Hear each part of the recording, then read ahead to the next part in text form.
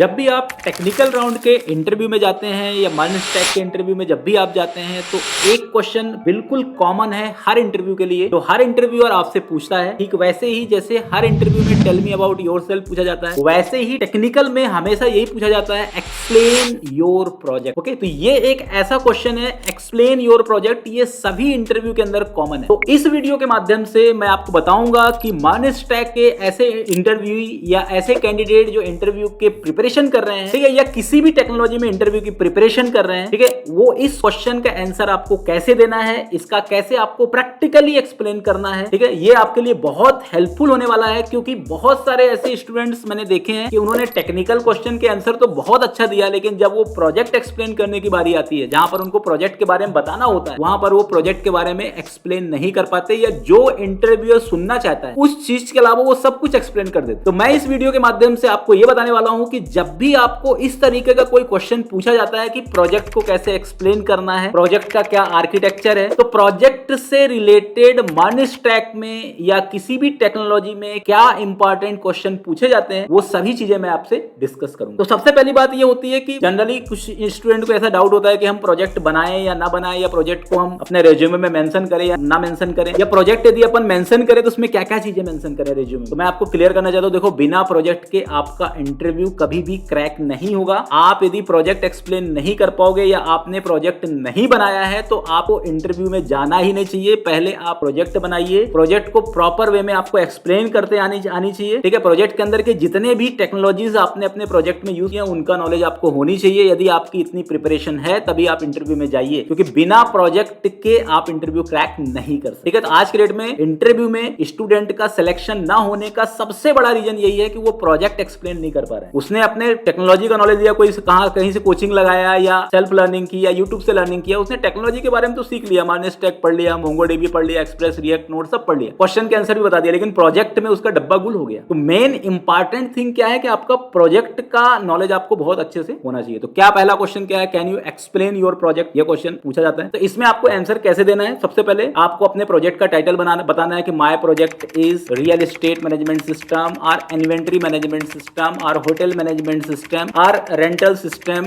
और mobile repairing site, anything, e commerce, web application, जो भी आपके प्रोजेक्ट का टाइटल। आफ्टर दैट आपको थोड़ा सा एक ब्रीफ ऑब्जेक्टिव बताना है कि if your project is based on rental system, this project provide this different type of properties including different categories such as flat, row house, hostels, PG. Okay, customers can search the properties and book the properties. After that owner और broker can contact them. तो ये जो project का जो main scenario है वो आपको बताना है। ऐसा नहीं कि आपको पूरा रामायण नहीं सुनाना है, ठीक है, आपको पूरी स्टोरी नहीं सुनानी है, आपको उस प्रोजेक्ट को ब्रीफ बताना है। फिर इसके बाद आपको नेक्स्ट क्या बताना है कि I have used in my project, okay, in front and I had used react JS, okay, in back and I had used node JS, MongoDB and express JS. इस तरीके से आपको अपने प्रोजेक्ट का एक ब्रीफ आर्किटेक्चर बताना है। After that आपको सबसे मेन सिनेरियो बनाना है कि we have implemented different type of users such as administrator, another type of users is the client और customers, brokers, okay, this type of different type of users also you can explain. What was your role, तो आपको अपने role को भी specify करना है कि my role was as a developers और एज अ डेटाबेस क्रिएटर और front end creator, UI UX creator, जो भी आपका रोल है वो रोल आप अपने प्रोजेक्ट के अंदर एक्सप्लेन करिए। तो कम से कम आपका 5 से 6 लाइन रेज्यूमे के अंदर आपके प्रोजेक्ट के बारे में होना चाहिए। कम से कम आप 2 या 3 प्रोजेक्ट बनाइए और उस प्रोजेक्ट का एक कंप्लीट पोर्टफोलियो भी बना करके आप अपने रेज्यूमे के साथ रख सकते हैं। प्रोजेक्ट का जो लिंक है या जो प्रोजेक्ट गिटहब के अंदर आप डिप्लॉय भी कर सकते हैं, गिटहब के अंदर आप अपने प्रोजेक्ट का पूरा फोल्डर भी रख सकते हैं, ठीक है, ये सभी चीजें आप प्रोजेक्ट को मैनेज कर सकते हैं। तो ये आपके लिए बेटर है। सेकंड क्वेश्चन जनरली क्या होता है कि जब भी आप कोई भी टेक्नोलॉजी के अंदर मतलब प्रोजेक्ट इंटरव्यू के अंदर यदि आप जाते हैं तो सेकंड क्वेश्चन हमेशा जो इंटरव्यूअर होता है वो ये पूछता है, can you explain project architecture, क्या आप अपने प्रोजेक्ट के आर्किटेक्चर को एक्सप्लेन कर सकते हो। तो देखो प्रोजेक्ट आर्किटेक्चर में बहुत सारे लोगों को कंफ्यूजन होता है कि भाई ये प्रोजेक्ट आर्किटेक्चर होता क्या है। तो सीधा सीधा बताना है आपको प्रोजेक्ट आर्किटेक्चर में कि आपने अपने प्रोजेक्ट में फ्रंट एंड में क्या यूज किया है, आपने अपने प्रोजेक्ट में बैक एंड में क्या यूज किया है, आपने अपने प्रोजेक्ट के अंदर डेटाबेस में क्या यूज किया है, ठीक है, ये सभी चीजें आपको अपने प्रोजेक्ट आर्किटेक्चर में बताना है। Means basically in project architecture you will simply use front end, back and and database part. Okay, ये सभी चीजें आपको प्रोजेक्ट आर्किटेक्चर के अंदर डिफाइन करनी होगी। तो मैं आपको एक डायग्राम के माध्यम से बताता हूं कि प्रोजेक्ट आर्किटेक्चर में क्या मैनेज करना है, आपको कैसे आपको इसको इंप्लीमेंट करना है। तो इसका एक रियल टाइम सिनेरियो मैं आपको एक डायग्राम के माध्यम से बताता हूं। जैसे आप मन स्टैक के अंदर प्रोजेक्ट को एक्सप्लेन कर रहे हो तो सबसे पहले आपको ये बताना है कि आपने फ्रंट एंड में रिएक्ट जेएस यूज किया है। बस ये सिंपल आपको बताना है कि you have used react JS in front end. Backend के अंदर आपने मतलब डेटाबेस आपने मोंगोडीबी या मायस्क्यूएल, यदि आपने मायस्क्यूएल यूज किया तो मायस्क्यूएल बनाओ। इसके बाद आपको एज अ इंटरमीडिएटर आपने नोड एक्सप्रेस जेएस का यूज किया है। एक्सप्रेस जेएस आपका एक वेब फ्रेमवर्क है। इसके बाद आपने एपीआई डेवलपमेंट के लिए नोड जेएस का यूज किया है, तो आप नोड जेएस का एक्सप्लेन कर दो कि आपने एपीआई बनाया है नोड जेएस के अंदर, जिससे आपने मोंगोडीबी के अंदर डेटाबेस आपने मैनेज किया है। इसके बाद राउटिंग के लिए या पाथ के लिए आपने एक्सप्रेस जेएस का यूज किया है। और इसके बाद आप जो भी एक्सप्रेस जेएस आपको पाथ प्रोवाइड कर रहा है उस पाथ के थ्रू आपने रिएक्ट जेएस का यूज किया है। इसके अंदर आपने एपीआई को किस तरीके से कॉल करा है वो भी आप बता सकते हो, ठीक है। साथ ही साथ आपको ये भी बताना है कि आपने इसके अंदर पोस्टमैन के थ्रू आपने फर्स्ट एपीआई को टेस्ट करा है। तो जो टेस्टिंग वाले का जो आर्किटेक्चर है वही आर्किटेक्चर आपका डेवलपर का भी है। तो ये आपका होता है प्रोजेक्ट आर्किटेक्चर। तो इसको जरूर आपको बताना है कि प्रोजेक्ट आर्किटेक्चर आपने क्या फॉलो किया है। तीसरा क्वेश्चन जो हर प्रोजेक्ट रिलेटेड इंटरव्यू में पूछा जाता है, can you explain module in project. अब इसमें तो बहुत सारे लोग बिल्कुल डाउट में आ जाते हैं। जैसे इंटरव्यू पूछता है कि can you explain modules in your project, कि आपने अपने प्रोजेक्ट में कौन कौन से मॉड्यूल्स यूज किए। तो मॉड्यूल्स बहुत सारे लोगों को पता ही नहीं होता, या जिनको पता होता है वो कंफ्यूज होते हैं कि भाई मॉड्यूल होता क्या है। तो मैं आपको क्लैरिफाई करना चाहता हूं कि मॉड्यूल एक्चुअली क्या होता है कि प्रोजेक्ट का एक सब डिवीजन होता है। मतलब प्रोजेक्ट को एक अलग अलग पार्ट्स में डिवाइड करने का काम किसका होता है, मॉड्यूल का होता है। जैसे मान लो मैं ई कॉमर्स एप्लीकेशन की बात करूं, तो ई कॉमर्स एप्लीकेशन में लॉगिन मैनेजमेंट हो गया आपका, लॉगिन या रजिस्ट्रेशन या फॉरगेट पासवर्ड, ये अपने आप में एक मॉड्यूल हो गया। यूजर अकाउंट करके क्या हो गया, एक मॉड्यूल हो गया जिसमें लॉगिन, रजिस्ट्रेशन, फॉरगेट पासवर्ड ये सभी ऑप्शन उसके अंदर है। कार्ट अपने आप में मॉड्यूल हो गया जिसमें ऐड कार्ट हो गया, अपडेट कार्ट हो गया, रिमूव आइटम फ्रॉम कार्ट हो गया। पेमेंट गेटवे ये भी अपने आप में क्या हो गया, एक मॉड्यूल हो गया। ऑथेंटिकेशन करना, ऑथराइजेशन करना ये भी अपने आप में क्या हो गया, मॉड्यूल हो गया। तो मॉड्यूल का मतलब ये हो गया जैसे मान लो आपके पास एक पर्टिकुलर एक बहुत बड़ी बिल्डिंग है, उस बिल्डिंग में अलग अलग क्या है, कमरे हैं, हर एक कमरे का अपना अलग अलग क्या है, गोल है, ठीक है। तो जैसे हॉल हो गया आपका, फ्रंट एरिया हो गया,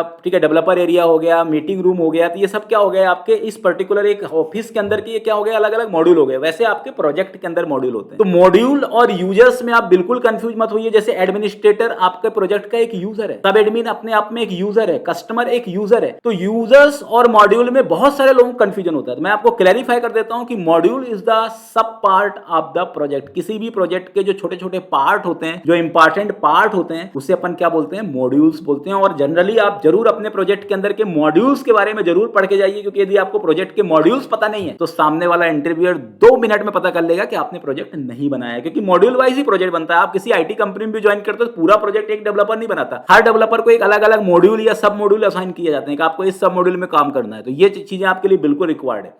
ओके, इसके बाद can you explain users in your project. मैंने अभी आपको बताया कि यूजर्स में एडमिनिस्ट्रेटर हो गया, कस्टमर हो गया, सब एडमिनिस्ट्रेटर हो गया, ठीक है, गेस्ट हो गया। ये सब क्या होते हैं, अलग अलग टाइप के यूजर्स होते हैं। तो आपको अपने प्रोजेक्ट्स में किस यूजर्स में आपने काम किया वो भी आप बता सकते हो। यूजर्स को रिप्रेजेंट करने के लिए अलग अलग टाइप के डायग्राम भी आजकल के डेट में बनाए जाते हैं। जैसे आप फिग्मा में यदि आप जाओगे तो उसमें यूज केस डायग्राम बनता है, उसमें यूजर्स का पूरा एक्सप्लेनेशन किया जाता है कि भाई ये यूजर क्या करेगा, ये यूजर क्या करेगा, किसका कितना रोल होता है, ये सब चीजें होती है। इसके बाद एक इंपॉर्टेंट क्वेश्चन होता है कि how many database table are present in your project. आपके प्रोजेक्ट में कितने टेबल्स थे, क्योंकि जिसने प्रोजेक्ट बनाया है, आप जैसे आपका बहुत बड़ा प्रोजेक्ट है, आपने डेटाबेस में काम नहीं किया तो आप सीधा मना कर सकते हो कि I have no idea of database. और यदि आपने डेटाबेस में काम करा है तो आपको पूरे प्रोजेक्ट के डेटाबेस, हालांकि आज के डेट में तो एपीआई यदि आप बनाते हो तो डेटाबेस के बारे में तो आपको पूरी इन्फॉर्मेशन होती ही है। यदि आपको डेटाबेस की पूरी स्टडी करनी है तो पहले आप ईआर डायग्राम बना लेना, ईआर डायग्राम से आपको पूरी चीजें पता हो जाएगी। ये जो मैं आपको बता रहा हूं ना 5 क्वेश्चन, ये 5 क्वेश्चन आपके लिए बहुत इंपॉर्टेंट है। चाहे आप जावा बैकग्राउंड के हो, चाहे आप मन स्टैक के हो, चाहे आप मीन स्टैक के हो, चाहे आप किसी भी टेक्नोलॉजी के हो, ये 5 क्वेश्चन आपको प्रोजेक्ट का हमेशा प्रिपेयर करना। अब मन स्टैक के अंदर स्पेशली क्या क्या क्वेश्चन पूछे जाते हैं वही बता देता हूं मैं। जैसे आप यदि सबसे पहले तो मोंगोडीबी से रिलेटेड क्वेश्चन आपसे पूछे जाएंगे। What is MongoDB, how does it differ from SQL database, explain the difference between find and aggregate method. अंदर के CRUD ऑपरेशंस के अंदर आपको पूरी क्वेरीज पता होना चाहिए, ठीक है। इसमें कलेक्शन क्या होता है, डॉक्यूमेंट्स क्या होता है, ठीक है। What is replica set in MongoDB, how do you implement indexing in MongoDB. ये मोंगोडीबी का क्वेश्चन है जो बहुत इंपॉर्टेंट है, जो प्रोजेक्ट में पूछा जाता है। एक्सप्रेस जेएस के question, what is express JS and how does it relate to node JS, how do you handle routing in express application, explain middleware, middleware क्या होता है एक्सप्रेस के अंदर, how do you handle errors in express JS. ये सब important. What are some security, ठीक है, best practices when using express. Security के लिए एक्सप्रेस के अंदर कौन सा मिडिलवेयर होता है या कौन सा मॉड्यूल होता है। रिएक्ट रिएक्ट के क्वेश्चन होते हैं, what is react and why would you use it over other frameworks, okay, explain the difference between functional and class component. मतलब जो बेसिक जो क्वेश्चन है ना, जो प्रोजेक्ट से रिलेटेड है, ठीक है। How do you manage state in react, what are hooks in react JS, क्योंकि ये चीजें जिसको पता है वही प्रोजेक्ट बना सकते। नोड जेएस में what is node JS and how it is different from traditional server side programming, मतलब जावा और नोड जेएस में क्या डिफरेंस है सामने वाला पूछ सकता है। या आपका जो दूसरे प्रोग्रामिंग है उनके अंदर जो दूसरे सर्वर मैनेजमेंट या दूसरे सर्वर हैं और नोड जेएस के सर्वर में क्या डिफरेंसेस है, ऐसा क्या खास बात है नोड जेएस में। How does the event-driven architecture work in Node.js? Okay, explain the difference between require and import in Node.js. How do you handle asynchronous operation in Node.js? What are the role of package.json file in Node.js? ठीक है। इसके बाद पूरा MERN stack के अंदर question आपसे पूछा जा सकता है कि explain how data flows from the front end to back end, मतलब फ्रंट एंड से बैक एंड में डेटा कैसे आता है आपका। How do you handle authentication in MERN stack application? आप लॉगिन कैसे बनाते हो, अलग अलग यूजर्स को लॉगिन कैसे देते हो, क्योंकि ये प्रैक्टिकल क्वेश्चन है। मतलब ये क्वेश्चन ऐसे होंगे जब आप प्रोजेक्ट बनाओगे ना तभी आप बता सकते हो, ठीक है। तो सिक्योरिटी का क्वेश्चन तो बिल्कुल पूछे जाता है, what are some common performance optimization. अब ये थोड़ा सा एक अच्छा क्वेश्चन है कि परफॉर्मेंस ऑप्टिमाइजेशन के लिए आपने क्या करा, आपने कौन से स्पेशल लाइब्रेरी ऐड किया, ठीक है। Can you describe A challenging problem you encountered in MERN stack project, आप अपने प्रोजेक्ट में क्या आपके चैलेंजिंग प्रॉब्लम थे, ऐसा क्या प्रॉब्लम था जिसको सॉल्व करने में आपको 15 दिन लग गए, 20 दिन लग गए।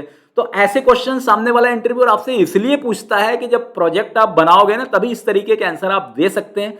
तो मेरे ख्याल से आपको इस वीडियो के माध्यम से बहुत सारी नई नई चीजें आपको पता लगी होगी कि क्या क्या प्रोजेक्ट से रिलेटेड क्वेश्चन आपसे पूछा जाता है।